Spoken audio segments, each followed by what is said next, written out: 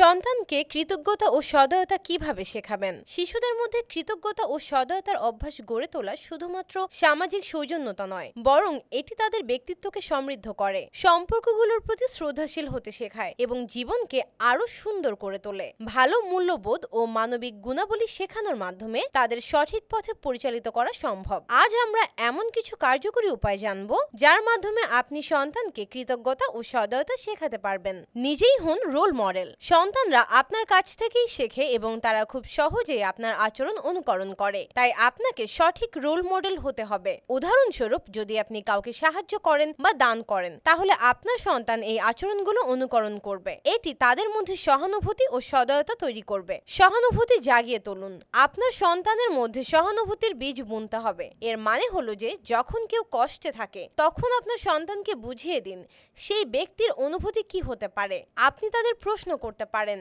যেমন কিভাবে আমরা তাকে ভালো অনুভব করাতে পারি, অথবা তারা কেন দুঃখিত, তুমি কি জানো? এটি তাদের অন্যদের দুঃখ বুঝতে এবং সহানুভূতি প্রদর্শন করতে শেখাবে। বই ও গল্পের মাধ্যমে শেখানো। সন্তানদের জন্য কৃতজ্ঞতা এবং সদয়তা শেখানোর একটি মজার উপায় হলো বই পড়া বা গল্প শোনা। কৃতজ্ঞতা ও সদয়তার উপর ভিত্তি করে লেখা গল্পগুলি পড়লে তারা এই গুণাবলী সম্পর্কে ভালো ধারণা পাবে। একাধিক বই রয়েছে যা শিশুদের ভালো দৃষ্টিভঙ্গি করতে সহায়ক। সেগুলো পড়লে তারা বাস্তব জীবনের এই গুণাবলীর ব্যবহার করতে পারবে। পরিবারের মধ্যে সহযোগী পরিবেশ তৈরি করা। আপনার পরিবারের সদস্যদের মধ্যে সহযোগিতা ও সহানুভূতির পরিবেশ তৈরি করুন। উদাহরণস্বরূপ, বাড়ির কাজ ভাগ করে দিন, সবাই একে অপরকে সাহায্য করুন। এটি আপনার সন্তানের মধ্যে সহানুভূতি ও কৃতজ্ঞতা তৈরি করতে সহায়ক হবে। শেখানোর সময় ধৈর্য ধরুন। কৃতজ্ঞতা ও সদয়তা এমন গুণাবলী যা সময় নিয়ে শিখতে হয়। আপনার সন্তানদের এই গুণগুলোর গুরুত্ব বোঝাতে ধৈর্য ধরে কাজ করুন। তাদের শেখাতে সময় দিন এবং প্রতিদিন ছোট ছোট পদক্ষেপে এগিয়ে চলুন। প্রতিদিন ছোট ছোট অভ্যাসের মাধ্যমে গড়ে ওঠা এই মূল্যবোধ ভবিষ্যতে তাদের একজন দায়িত্বশীল ও